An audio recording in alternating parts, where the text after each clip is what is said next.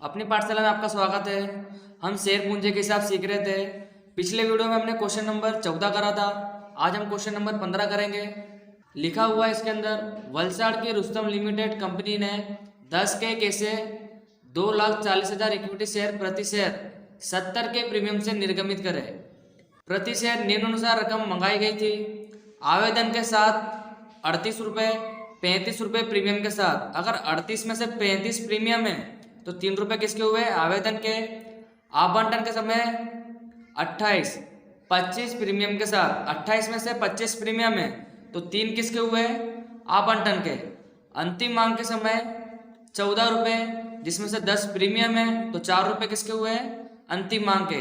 तो इस प्रकार से प्रीमियम भी अलग हुआ और हमने अपनी पूंजी भी अलग करी। जैसे कि आवेदन के समय 3, आवंटन के समय भी 3 और अंतिम मांग के समय 4।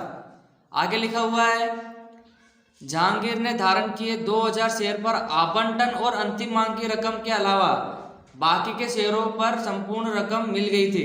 इसका मतलब है जहांगीर ने 2,000 शेयरों पर आवंटन और अंतिम मांग दिया नहीं है। अगर अंतिम मांग और आवंटन नहीं दिया तो उसका प्रीमियम भी दिया होगा नहीं। ठीक है।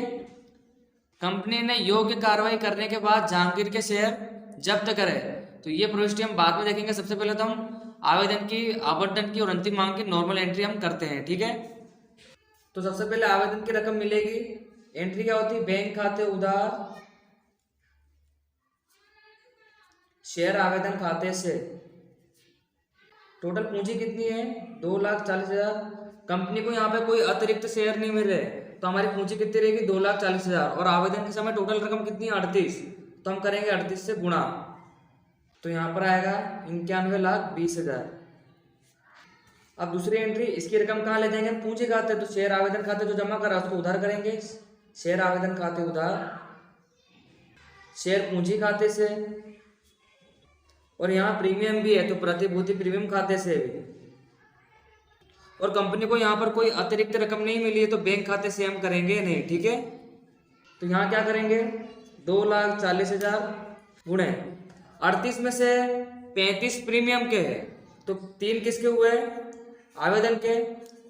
2,40,000 गुणे प्रीमियम के कितने हैं? 35। तो 35 से करेंगे गुणा। ठीक है। तो इस प्रकार 35 और 3 कितने हो गए? 38। तो यहाँ पर जब आप गुणा करोगे तो यहाँ पर आएगा 7,20,000 और यहाँ पर आएगा 84 लाख। ठीक है। इस प्रकार से इन दोनों को जब आप जोड़ोगे तो यहाँ पर 91,20,000 ही आएगा। ठीक है। तो इस प्रकार से हमने आवेदन के समय एंट्री करी। ये तो आपको आती है। ठीक है। अब हम देखेंगे आवंटन की। अब हम आवंटन के समय रकम मंगाएंगे तो तीसरी एंट्री क्या होती है? सेम टू सेम आवेदन के तरह। शेयर आवंटन खाते उधार शेयर पूंजी खाते से। प्रीमियम इसके अंदर भी है तो प्रतिभूति प्रीमियम खाते से। पूंजी कितनी हमारी? 2,40,000। आवंटन के समय टोटल कितनी रकम है? 28, जिसमें से 25 प्रीमियम है तो 3 किसके हुए? आवंटन के। तो पूंजी में लिखेंगे 2,40,000 गुणे 25 किसके हैं? प्रीमियम के। तो हम गुणा कर देंगे इसका। तो यहाँ पर आएगा 7,20,000 और यहाँ पर आएगा 60 लाख। इन दोनों को प्लस कर देंगे तो 67,20,000। कंपनी ने आवंटन के समय 67,20,000 रुपये मंगाए थे। अब कंपनी को पैसे मिलेंगे तो बैंक खाते उधार जहांगीर, जिसने आवंटन की रकम नहीं भरी थी तो आवंटन में क्या आएगी? अप्राप्त मांग। तो अप्राप्त मांग खाते उधार। और किसकी रकम मिल रही है? शेयर आवंटन की। शेयर आवंटन खाते से। ठीक है। कंपनी ने कितने मंगाए थे? 67,20,000। और जहांगीर 2,000 शेयर पर आवंटन और अंतिम मांग नहीं भरता है तो 2,000 शेयर पर आवंटन की रकम टोटल कितनी मंगाई थी कंपनी ने? 28 रुपये, क्योंकि 25 प्रीमियम था और 3 रुपये उसकी पूंजी। तो 2,000 गुणे टोटल 28 से गुणा करेंगे हम। ठीक है। तो जब आप गुणा करोगे तो यहाँ पर आएगा 56,000। ठीक है। 56,000 रुपये जहांगीर ने नहीं भरे। कंपनी ने मंगाए थे इतने नहीं मिले तो इसमें से इसको माइनस करेंगे तो मिली रकम हमको मिल जाएगी। तो यहाँ पर आएगा 66,64,000। तो ये भी आपको आई होगी। ठीक है। ये सब मैंने आपको पहले सिखा दिया है। अब हम क्या करेंगे? अंतिम मांग की रकम मंगाएंगे। तो 5वीं एंट्री, अंतिम मांग के समय शेयर अंतिम मांग खाते उधार शेयर पूंजी खाते से। इसमें भी प्रीमियम है तो प्रतिभूति प्रीमियम खाते से। गुणा कर लेंगे इसका भी। पूंजी कितनी है 2,40,000 और अंतिम मांग के समय टोटल मंगाया है 14 जिसमें से 10 प्रीमियम है तो 4 किसके हुए अंतिम मांग के तो 2,40,000 और प्रीमियम कितने हैं 10। तो इस प्रकार कंपनी ने टोटल कितनी मांग मंगाई थी 14 रुपये मांग मंगाई थी, ठीक है, अंतिम मांग के समय। तो जब आप इधर गुणा करोगे तो यहाँ पर आएगा 9,60,000 और इसका गुणा यहाँ पे करोगे तो 24 लाख, दोनों का प्लस कर दोगे तो 33,60,000 टोटल कंपनी ने रकम मंगाई है, ठीक है। अंतिम मांग के समय इतनी रकम मंगाई है, अब रकम मिलेगी तो छठी एंट्री अंतिम मांग के समय बैंक खाते उधार। अब अंतिम मांग के समय भी जहांगीर ने नहीं भरी रकम तो उसके लिए क्या होगी अप्राप्त मांग कंपनी की, अप्राप्त मांग खाते उधार शेयर अंतिम मांग खाते से, ठीक है। इस प्रकार टोटल कंपनी ने कितने मंगाए थे 33,60,000। अब जहांगीर ने 2,000 शेयर पर अंतिम मांग भी नहीं भरी तो गुणा कितने से करेंगे 14 से, क्योंकि कंपनी ने टोटल रकम कितनी मंगाई है 14 प्रीमियम के साथ, तो गुणा कर देंगे तो यहाँ पर आएगा 28,000 और इसमें से इसको माइनस करेंगे तो हमको डिफरेंस की रकम मिल जाएगी। तो यहाँ पर आएगा 33,32,000, 33,32,000 रुपये कंपनी को मिले होंगे। तो ये सब तो हमारी नॉर्मल प्रविष्टि हुई जो हमने पहले भी सीखी थी। अब हम देखेंगे जब्ती की प्रविष्टि, ठीक है। सवाल में आगे क्या लिखा था कि कंपनी ने योग्य कार्रवाई करने के बाद जहांगीर के शेयर जब्त करे।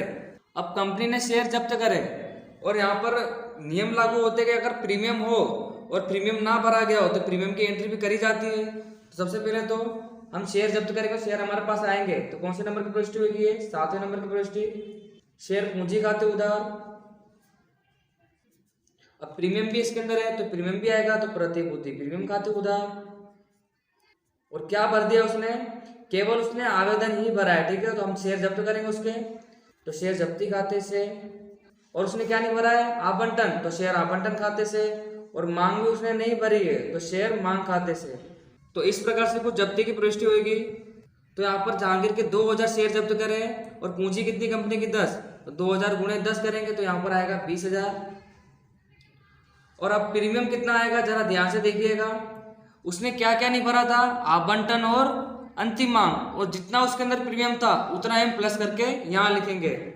तो 25 रुपये प्रीमियम किसके अंदर था आवंटन में और 10 रुपये प्रीमियम किसके अंदर था अंतिम मांग में, तो दोनों को प्लस करेंगे तो यहाँ पर प्रीमियम कितना आएगा 35 रुपये।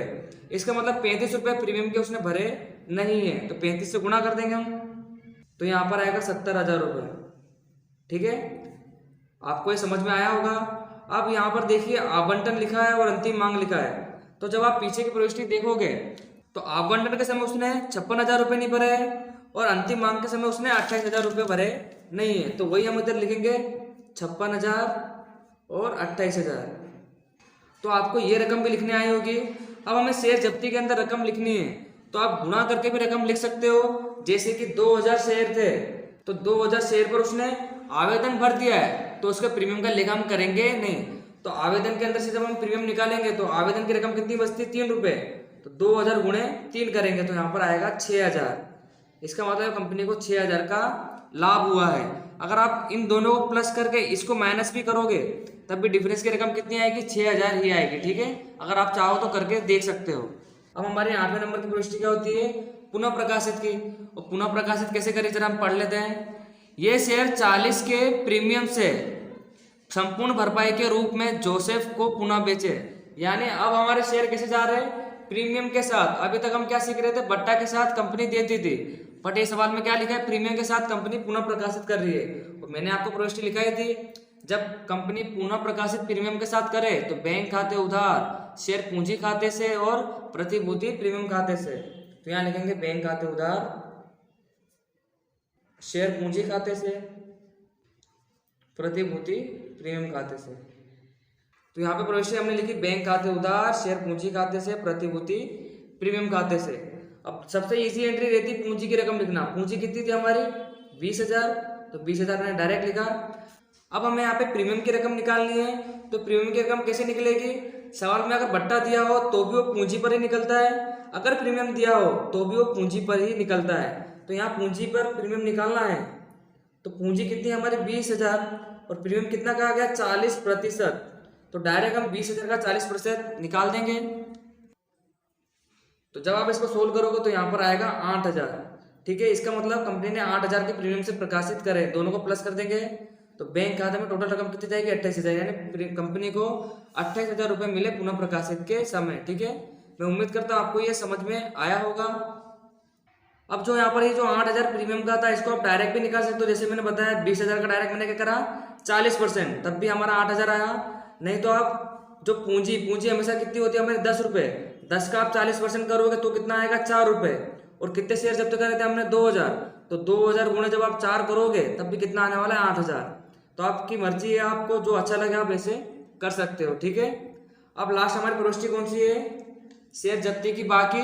अब आप ध्यान से देख सकते हो कि कंपनी ने जब शेयर जब्त करे थे तो कितने का लाभ हुआ था 6,000 का, और पुनः प्रकाशित के समय उसे कोई नुकसान नहीं हुआ है। ठीक है, तो पूरी की पूरी रकम कहाँ जाएगी लाभ में।